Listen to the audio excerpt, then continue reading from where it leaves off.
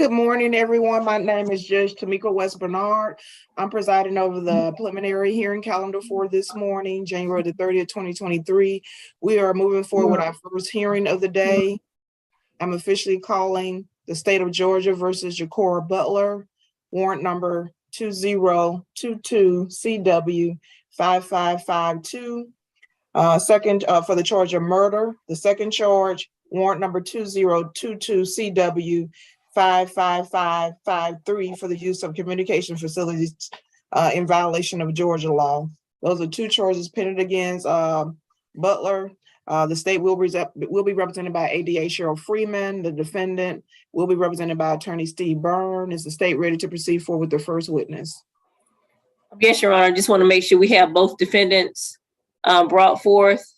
Okay, yes, I'm sorry.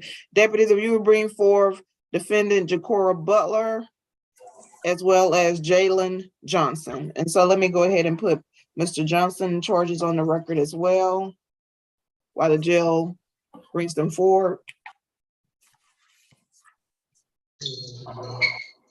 You're trying to get him, Your Honor. Hold on just a second.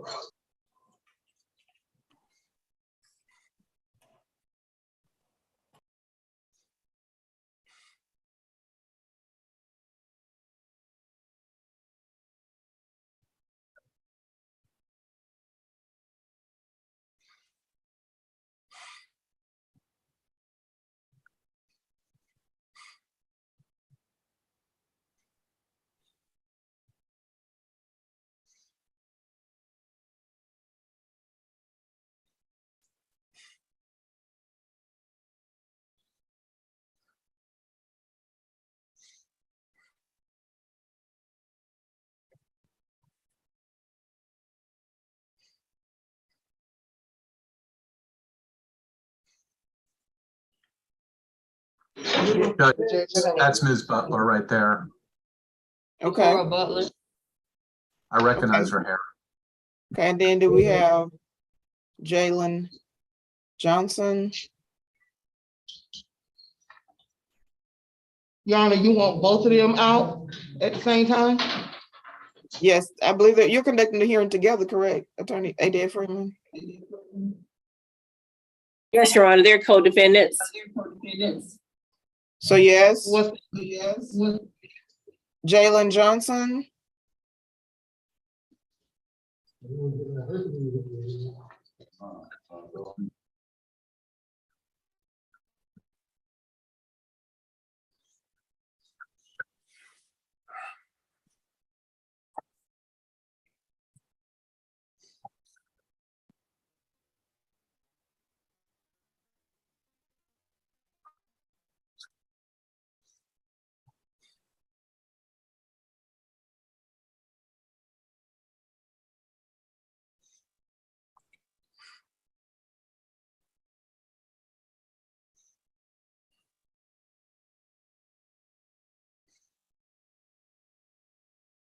Okay, I do see both Ms. Butler and Jalen Johnson. It appears to be on the Zoom counter at Clayton County Jail. I've officially called your case, Ms. Butler, the State of Georgia versus Jacora Butler for the charge of murder and use of communication facilities in violation of Georgia law. And then for you, Mr. Johnson, I'm officially calling your case, the State of Georgia versus Jalen Johnson, warrant number 2022 CW 55554, use of communication facilities in violation of Georgia law. That's the first charge. And then the second warrant number is 2022 CW 55555 for the charge of murder. Again, the state is represented by ADA Cheryl Freeman. The defendant, Mr. Butler, is represented by Attorney Stephen Byrne, and then the defendant for Jalen Johnson will be represented by Attorney Jonathan Maskey. With that said, state, please call your first witness.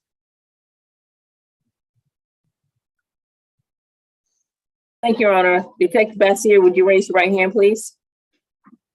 Do you swear to affirm that the testimony about to provide in the matter of State of Georgia versus Jacora Butler and State of Georgia versus Jalen Johnson will be the truth, the whole truth, and nothing but the truth to help you God? Yes, ma'am, I do. Thank you. Please tell us your name and how you're employed. Yes, ma'am. My name is Detective Bastier. I'm currently employed by Clayton County Police Department, assigned to the Criminal Investigative Division, assigned to major felonies. I've been employed with the agency for approximately 5 years. Detective, were you working with the Clayton County Police Department on October 29th of 2022? Yes, ma'am, I was. And as a detective with the Clayton County Police Department, were you assigned a case to investigate regarding Ja'Cory Butler and Jalen Johnson? Yes, ma'am. Did you go out to the scene of the alleged incident on October 29th? Yes, ma'am, I did. Please tell us what you learned when you arrived at the scene. My understanding is that there was a gentleman by the name of Mr. Bell III, that Jalen and Miss Johnson and Miss Butler were engaged in purchasing marijuana from. The victim also sold a firearm to Mr. Bell. At some point, there was a dispute, and ultimately, the victim was shot in the head and later succumbed to his injuries, according to the medical examiner. When you say a victim, you indicated this is a Mr. Bell. Is that correct? Mr. Bell was a shooter. The victim is also Mr. Butler. Okay. And do you recall the first name of Mr. Butler, the victim? Yes, it's Ja'Cory. Okay. Just so we are for the record, is that Jcori? Yes, ma'am, I believe. Okay. Is Ja'Cory Butler any relation to our defendant, Ja'Cora Butler? Yes, they are siblings. Now, we talked about the incident location. Was this at 8344 Magnolia Drive in Jonesboro, Georgia? Yes, ma'am. Now, from your investigation, because I know that you took out a warrant for Ja'Cora Butler and Mr. Jalen Johnson for use of a communication facility. Could you tell us from your investigation why you decided to take those warrants out? Yes, ma'am. So when speaking with Miss Johnson and also Miss Butler, they acknowledged that Miss Butler was engaged in communication with Mr. Bell III, the shooter, using social media and their mobile device. And Miss Johnson was engaged using a financial transaction application, Cash App, I believe, to go ahead and attempt to purchase marijuana from Mr. Bell III. Was Mr. Bell also arrested? Yes, ma'am. We arrived to the scene where Miss Butler and Jalen Johnson still at the scene? No, ma'am. They took the victim, loaded up, put him in the car, put him in Miss Johnson's vehicle, and they proceeded to drive him or attempt to drive him to medical attention. They were intercepted by Clayton County Fire and Emergency Services, and the victim was transported via ambulance to Grady Hospital.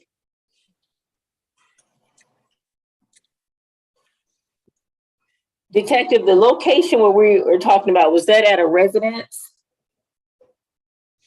The incident took, yes, the incident took place at a residence. They were, if you're referring to where they were intercepted not at the incident location. Were there any other witnesses as to what happened? In terms of witnesses, there were two other males. Basically, my understanding is talking to Miss Johnson and Miss Butler, is that they drove, picked up the victim, and then a Mr. Hernandez and a Mr. Stubbs. The three males, Miss Butler and Miss Johnson advised that they had firearms to go ahead and sell and to trade with Mr. Bell. Upon the shot where the victim was shot in the head, Mr. Hernandez and Mr. Stubbs fled the area on foot. Was there any surveillance video that captured any of what happened? Not that I'm aware of, ma'am.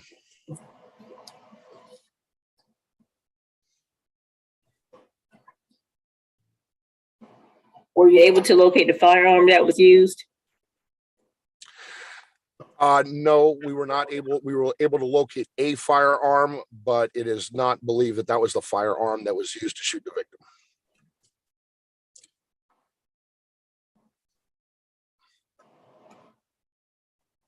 You stated, I believe, that I guess the parties were going to buy some narcotics from Mr. Bell or from, or is that correct? I just want to make sure I'm not getting it Yes, confused. yes. Okay, did you? Yes, the victim was selling a firearm to Mr. Bell, and Ms. Johnson and Ms. Butler were purchasing narcotics from Mr. Bell.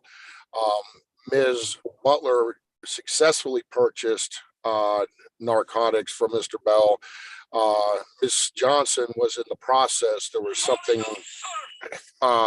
going on with her application, which led to the dispute, which is when the victim got shot. Okay. The narcotics that were purchased and attempted to be purchased, was that located?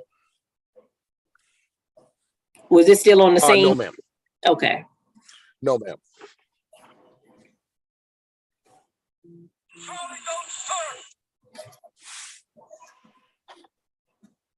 Did all of this take place in Clayton County? Yes, ma'am, it did.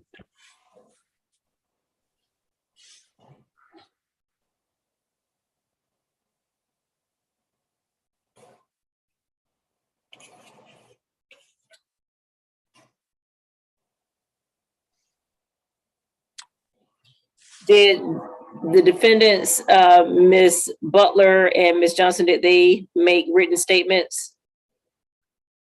Yes, they did. Did their written statements, did they have the same information that they provided to you verbally? Yes, ma'am.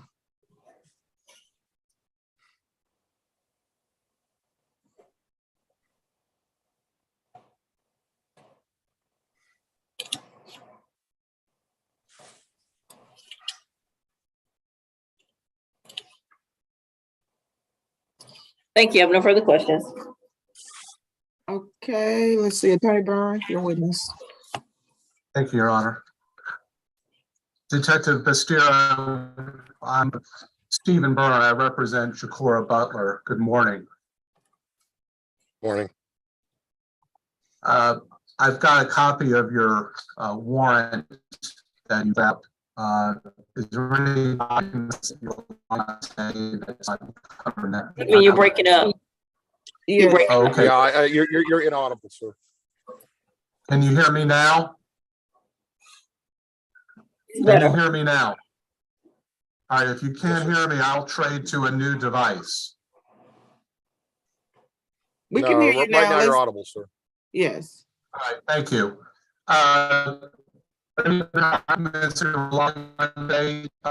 Okay. Yeah, so you're gonna have to switch to a different device. All right, 1 second, please.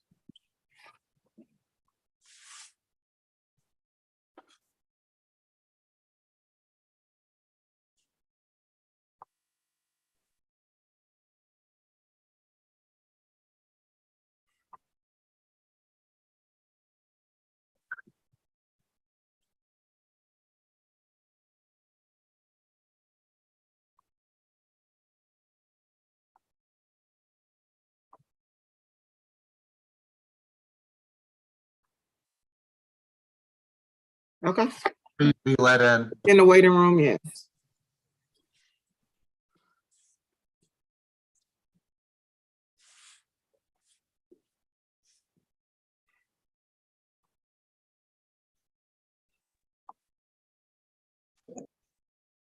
Thank you. Okay, Attorney Byrne? All right, very good. Are you good? Uh, Okay, sounds better. Agent Bastier, is there anything else that you relied on for your testimony today other than the warrant?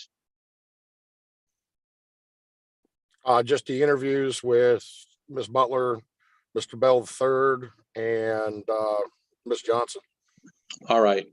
So going back, what you learned is that the initial purpose of the meeting between all the people involved was for the purchase of marijuana and the sale of a firearm, correct? Yes, sir. As far as the purchase of the marijuana, the facts you have before you is that the quantity of marijuana was going to be what's called a zip. That is correct for Ms. Johnson. Ms. Butler bought a 2-3. Okay, starting with Ms. Johnson, that a zip Yes. in your experience and expertise is 1 ounce of marijuana, correct? Or more, but basically, yes, sir. No, a zip is 1 ounce of marijuana. Isn't that true generally? Generally, but yes, it's You a have no zip. reason- It's like a Ziploc bag. And you have no reason that this purpose of the transaction regarding the initial reason for the trip involved 1 ounce of marijuana. Yes. And For that Ms. actually Johnson, was, that actually was a purchase that was supposed to be made ultimately by Ms. Johnson, correct? Yes. So, and there was also discussion regarding a sale of a firearm or a purchase of a firearm, correct? Yes. And that was going to be between Jacory Butler and Aaron Bell III, correct? Yes. So, so we have these 2 transactions between Ms. Johnson and Mr. Bell for marijuana, and then a firearm between Jacory Butler and Aaron Bell III. Correct. So they get to Mr. Bell's residence, correct? They drive in Ms. Johnson's vehicle. Is that right? Yes. And also when they arrive at the residence, there are 2 juveniles in the back seat. Yes. So Mr. Bell meets Ms. Johnson and others at the vehicle, and they attempt to complete the purchase of 1 ounce of marijuana sale, correct? That's my understanding. But because of some malfunction or some problem with the application, the financial application, the purchase did not go through. That is my understanding. And that's a Cash App application, correct? That was my understanding. Okay. So that deal then is terminated, correct? Yes, that's one way of, yes, it did not go through. Okay, so that transaction ended, right? Yes.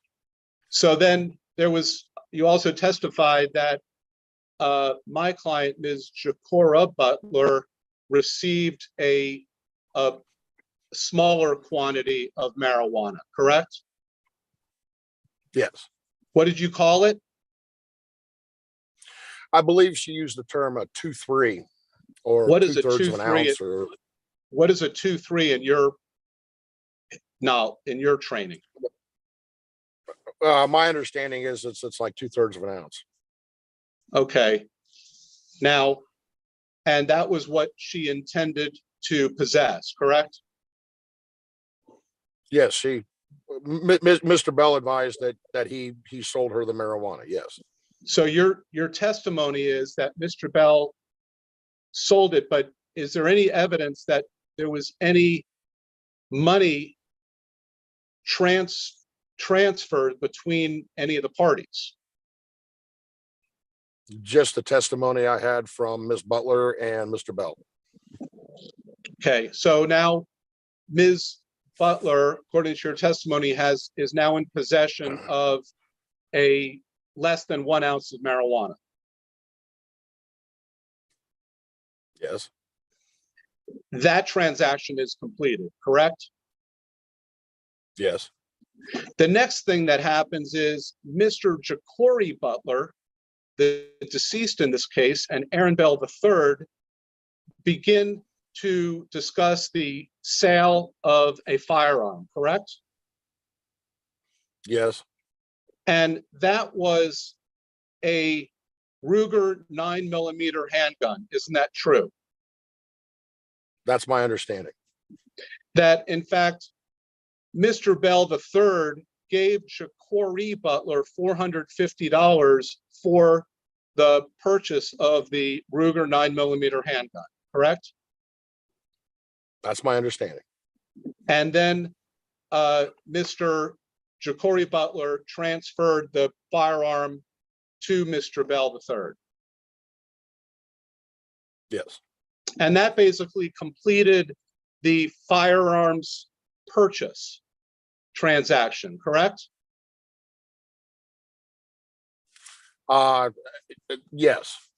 Okay, then the next thing that was discussed was a trade of firearms. Isn't that true? That's my understanding. Yes. Oh, and let me go back. As far as the purchase of the firearm from Mr.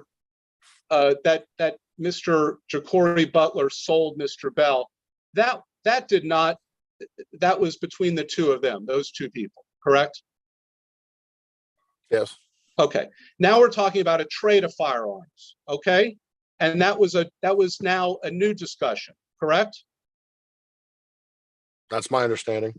And basically, Ja'Cory Butler, the deceased, wanted to trade a disassembled firearm for Aaron Bell III's SIG 365 handgun. Isn't that true? That's my understanding. But Bell III did not want to return the 9mm handgun to Ja'Cory to be disassembled. Isn't that right? That's my understanding. That when Bell and Ja'Cory Butler started to have a disagreement over the trade of the firearm, the evidence that you have before you is that Bell and Ja'Cory began tussling over the 9mm handgun. Isn't that right? That is correct. And that during this tussle, the 9mm handgun discharged, striking Mr. Ja'Cory Butler in the head.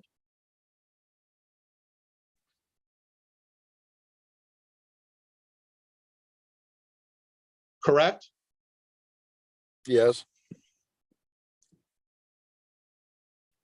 And just to be clear, the trading of the firearms was a transaction between Ja'Cory Butler and Aaron Bell III. Isn't that right? Yes. After the firearm discharged, that was when Ja'Cory Butler was put in the car, and as you testified, his sister and Jalen Johnson went to try to get him medical attention. That's my understanding.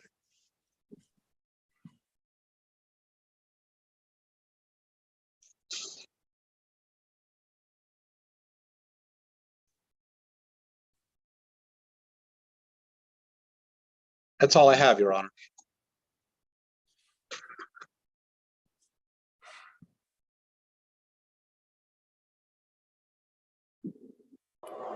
You're muted.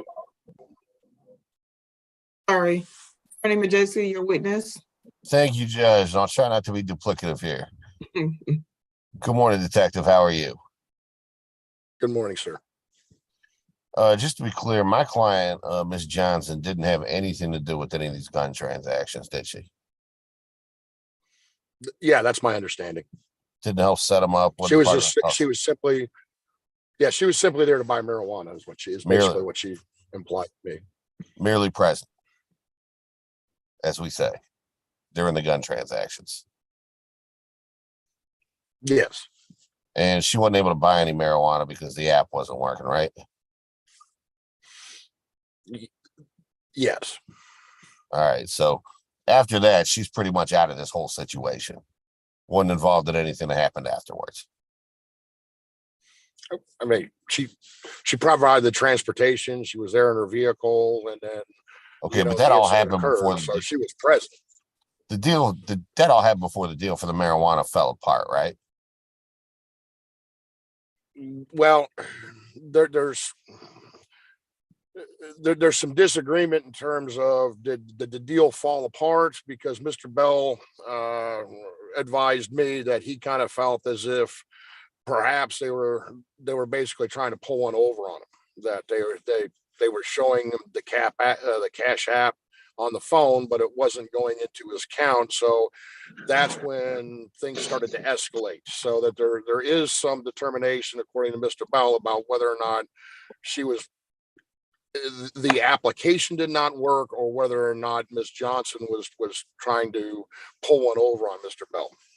Okay, regardless of how the transaction terminated, it terminated, correct? Yeah, that's correct. And then she wasn't involved in anything that happened after the termination of that deal, correct? I would say that's correct, yes. Judge, Mr. Burns did such a fine job. That's all I wanted to clear up on behalf of my client at this point. Okay, 88 Freeman, do you have any redirects? No, Judge, state rest.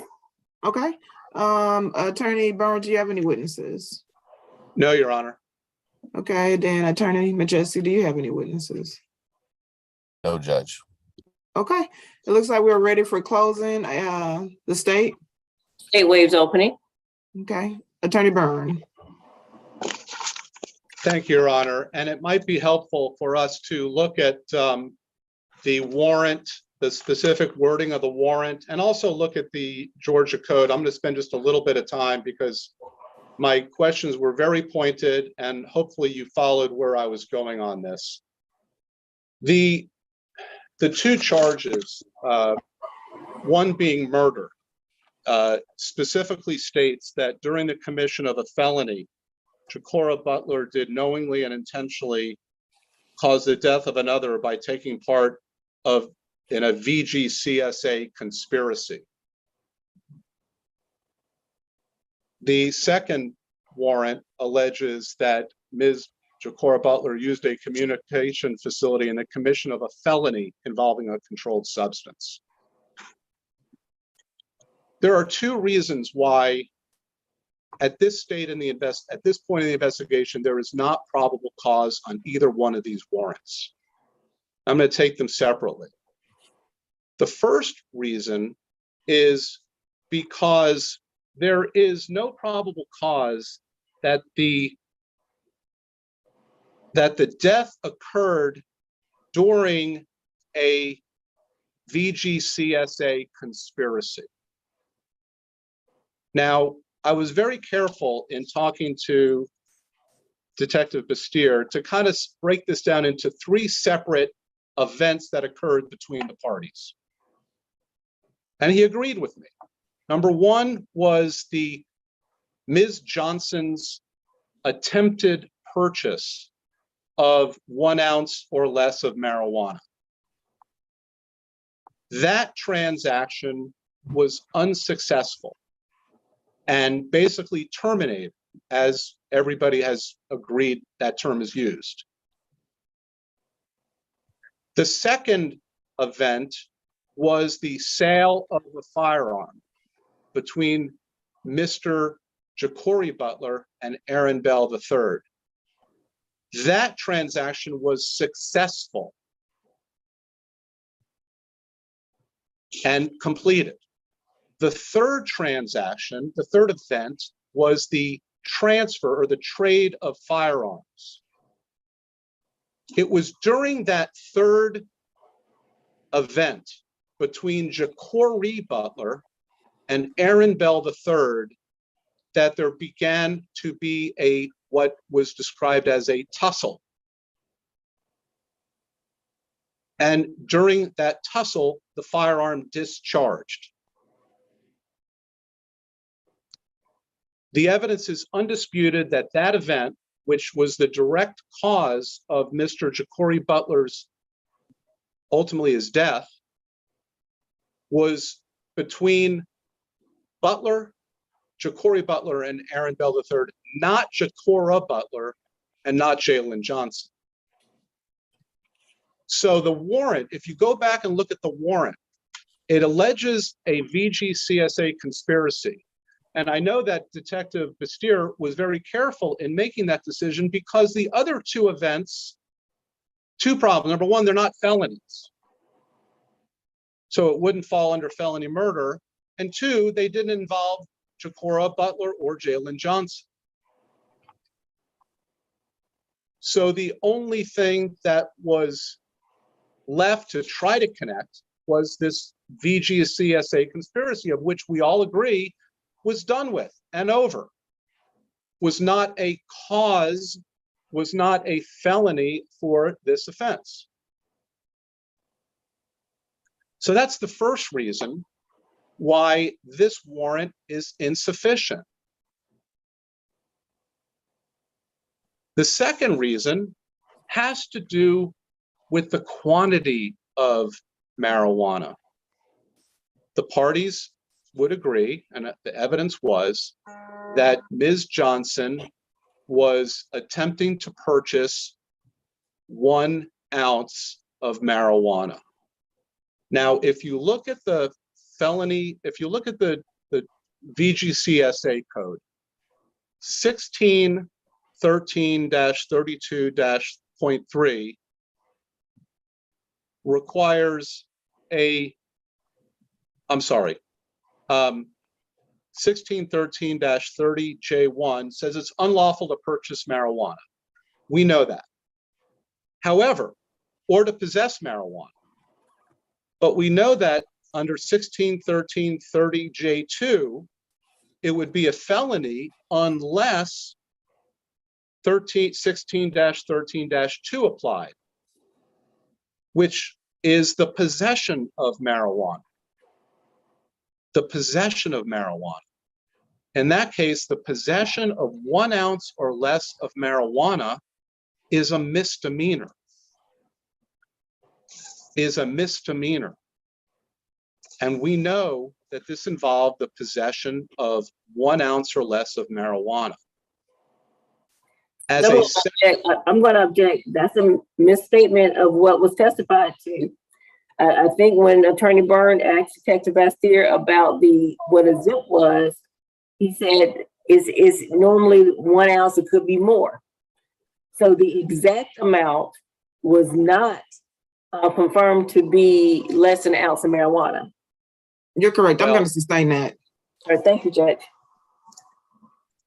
So because Detective Bastier said in his experience a zip is 1 ounce of marijuana, this would be 1 ounce or less of possession.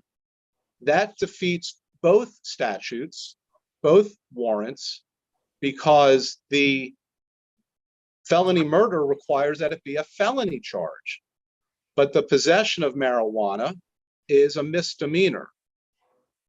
So the VGCSA is a misdemeanor amount. It cannot fall under felony murder. And for the same reason, the use of a communication facility requires the commission of a felony.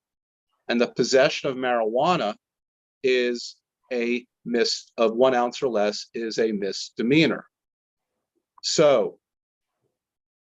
in summary, the strongest thing is that they were not involved in the commission of a felony at the time. It's a tragedy, Your Honor. It's a tragedy between Mr. Bell and Mr. Ja'Cory Butler. But I do not see, and the evidence does not show, that Ms. Ja'Cora Butler was a member of was part of that event and had anything to do with the discharge of that firearm. So for that reason, I would ask the court respectfully to dismiss both warrants. Okay. Thank you, Attorney Byrne. Attorney Majeski? Thank you, Judge. And I want to adopt everything Mr. Byrne just said and offer the following further observations here. Mhm. As far as my client goes, Ms. Johnson, she was over as far as criminal liability or criminal activity goes, pretty much as soon as this whole horrific and tragic series of events happened.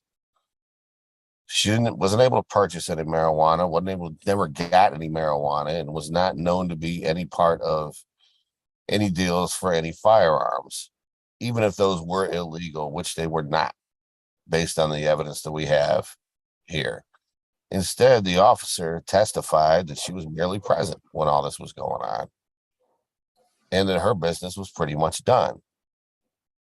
Therefore, she cannot be guilty of felony murder as a party to any kind of crime, but especially because any killing or death that happened to this happened after her criminal activity was done. The felony murder statute requires it to be done during the commission of a felony. And there's no evidence that she played any part in anything that happened after she was unable to purchase this marijuana. And that's just it. And I understand how the detective might have made this mistake. It's a weird set of facts, but I'll refer the court to Ratana versus the state, 297, Georgia Appeals 747. Case to hold, you're not liable to be party to a crime, even if you drove somebody there and it looks like you were trying to drive them away without more. So without any evidence that she had any kind of intention to be part of anything more that she was involved in, which was terminated at the unfortunate time of this young man's death, there's no murder, and the warrant has to be dismissed, along with the other warrant for use of a communication device during the commission of a felony. I'm sorry this happened for everybody that's involved, but this simply is not the stuff that felony murder was made of. And Ratana makes clear that it is the public policy of Georgia, we don't punish people for things that happen after they're done with a situation. We don't have that sort of liability in this state. So I respectfully ask the court to dismiss both of these warrants. Okay, thank you. 88 Freeman. Thank you, Judge. And I'll start with Jalen Johnson because the warrants are a little bit different. And Judge, we're asking that both charges be bound over regarding Ms. Johnson. The warrant regarding the use of a communication facility, it indicates that she did use her mobile device to attempt to cash out U.S. currency to purchase the narcotics, and that's what Detective Bastier testified to. Judge, in the warrant for murder, what's alleged is that she drove her vehicle to transport the parties to purchase these illegal narcotics. After her cash out wouldn't work, when the other parties attempted to, I guess, complete the transaction regarding the firearm, and then that's when the shooting occurred. Judge, and I know that at this stage that the standard is very low. I believe based on the information that Detective Bastier has testified to, that we have met that low standard for today's purposes to bind over the murder and the use of a communication facility regarding Jalen Johnson. We're also asking that both charges regarding Mr. Correll Butler be bound over. And as I stated in my objection, Detective Bastier, when asked about what a zip was, he said what it normally is at least 1 ounce. There was no confirmation whether it was more than 1 ounce or less than 1 ounce. And so with that, we don't know if it was a misdemeanor or a felony. But again, at this stage, with the standard of probable cause, we believe that the testimony is sufficient for that charge to be bound over. I also believe that the testimony provided is enough to sustain the warrant for the murder regarding Ms. Jacora Butler. She was there to illegally purchase narcotics. After that purchase, that the purchase for the illegal firearm was attempted. Something whatever that transaction didn't occur, and the shooting happened. I know it's a tragic incident, and again, this is a low standard. But I believe that both of these defendants, for what they were charged with, that they should be bound over to Superior Court. And that's all I have, Judge. Okay. Judge, I'm sorry to say one more thing. I apologize, but Attorney Byrne, I think, but at this stage, the state gets the final word. I know, That's I why- know.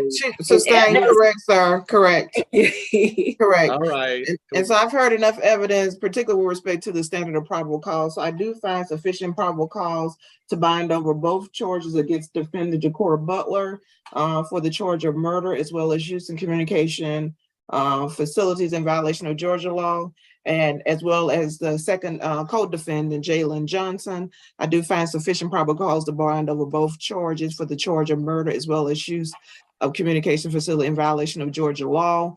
That is the order of the court today. That will conclude the preliminary hearing for defendant Butler as well as defendant Johnson. And I want to thank both Attorney Burns and Attorney Magistrate for their presentations of the case.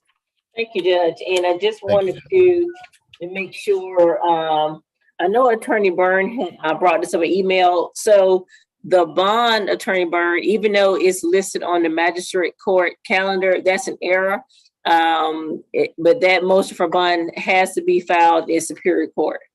It's been filed. Okay, I just wanted to make sure, because even though it is on the calendar for Friday, it won't be heard by magistrate court on Friday. Okay. Does Attorney Byrne or